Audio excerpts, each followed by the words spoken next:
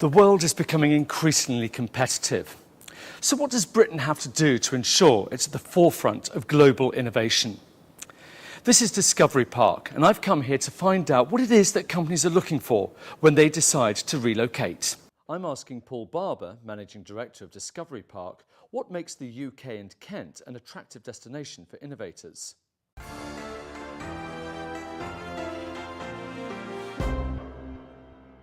The UK is often accused, when it comes to global innovation, of being a little bit behind, lagging behind other countries. Why is that? I'm not sure that's true, Alistair. You know, we've got companies here at Discovery Park that are working on the most amazing research activities that rival anything else that I've come across anywhere else in the world. So when it comes to relocating, what are the big challenges and how do you overcome them? I think it's mainly convincing people of two main headings: geography and then the human element. In terms of geography, we're perfectly located, roughly 1 hour from London, equally 1 hour from continental Europe. So we can work with both of those really superpowers in terms of science and technology, which very few other locations can say. Now let's hear what the tenants say. Steve Shaw from cancer research firm Galamoon and Kim Gilliam from Genia Biomedics are among the early birds testing Discovery Park. We are a company that's a fertility clinic. We're based in Australia, in Sydney. We've been operating in the fertility industry for 35 years. So Galamoon is a pharmaceutical research and development company, and we're developing a novel immunotherapeutic for the treatment of solid tumours. Britain as a whole, its attraction was that it has a similar legal system to Australia, has a common language, and our products are actually cold refrigerated when they're transported, and the need to get it to an IVF clinic is critical. Patients are expecting to have their child the next day. They want those products to be available. So if there's any sort of glitch in transportation, like there's an airstrike or anything else, we've got a number of forms of transport down here in Kent. In particular, obviously getting across the channel, I can use trucks, I can use planes, I can use ferries. So there was a number of different things. The first thing being the availability of world-class laboratory facilities that we knew were here. The second really was being adjacent to partner companies that we really need to work alongside, so the availability of chemistry, contract research organisations like Peakdale and Sandexis. And then on the human side of things, we've now got, from 5 companies based here about 3 years ago, we've now got 125.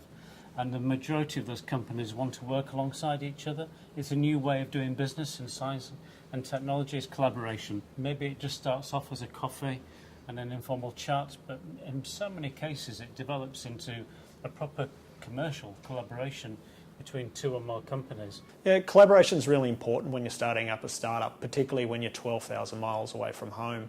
Discovery Park has an excellent collaboration network and set up somewhat of a speed dating process where I was able to meet with a number of different suppliers and firms that I would certainly be using in the future, and thankfully to date we've used probably close to 80% of those people that we met with on those first meetings. The way that Discovery Park have set up the lab space is really, really collaborative, that you really genuinely have to talk to your neighbours. Being a small pharmaceutical R&D company, it's really important that we have these. Now, Google have made King's Cross in London their headquarters. You've got the science and a lot of the technological companies basing in Oxford and Cambridge. Isn't Kent a little bit too far away from that innovation? Well, again, that doesn't really bear out in practice. Yeah, as you know, companies tend to be quite small, nimble, light on their feet. They don't have to be located in one particular place. They're making a conscious decision to be based here. Also, what else was available locally, so things like the Regional Growth Fund and putting us in touch with people who are able to help us apply for some of that regional growth funding. Also the support network, the infrastructure of companies like your legal firms, your accounting firms, your recruitment firms are all also have come in to make a little bit of a nucleus of opportunity for startup companies like ourselves. What about the actual process? Talk me through what happens if a company comes to Discovery Park and starts working with you. Well, we always see property as being the means to the end. It's not the end in itself. And so we always try to understand the needs of a company, and then we flex the property around their particular needs. What the availability of space was to expand in as well, because we're a small company looking to grow. The availability of space to move into was really important for us.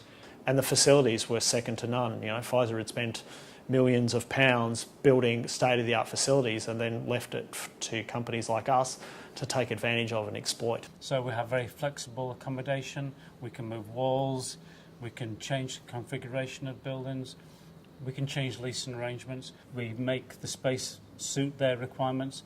If 6 months later their needs change, we will change their property.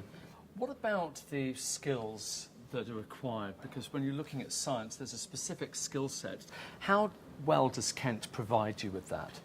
Better than you may think. This site employed well over 5,000 people working for Pfizer. Some of those people still are in the local area and are desperate to work here again. And all of our staff are from local towns and have in some way had some experience or interaction with the original Pfizer, but are wanting to come back. And a lot of the people have come into our building and hit the ground running.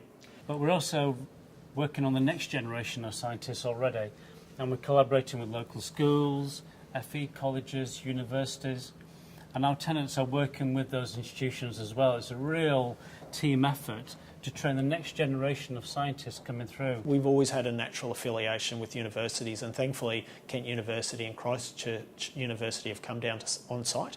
We have 2 apprentices joining us as of next week, so they're going to be doing applied biotech courses through East Kent College, and they'll be working here as part of that as well. So these are 17-year-olds who've left school, so it's going to be a fantastic opportunity for them to get involved in science in an industrial setting, to learn while they're doing it, and then go on to university or further employment after that as they see fit.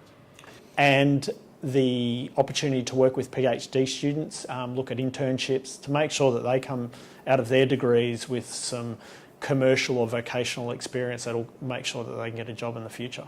Attracting people into science is proven a lot easier than we anticipated, which is fantastic for the future.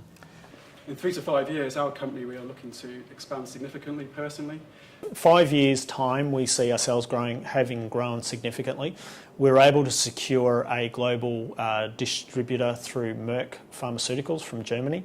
We noticed that the main research building, Building 500 as it's known in Discovery Park, was a 1,000 personnel building. That building is hopefully soon coming online, and that will attract further biotech companies, I'm sure, to the area. We've purchased land here as well to allow us to expand and not get landlocked, and we own our facilities. Oh, we're really happy to be here. Discovery Park is a great place to be. It's an absolutely thriving atmosphere.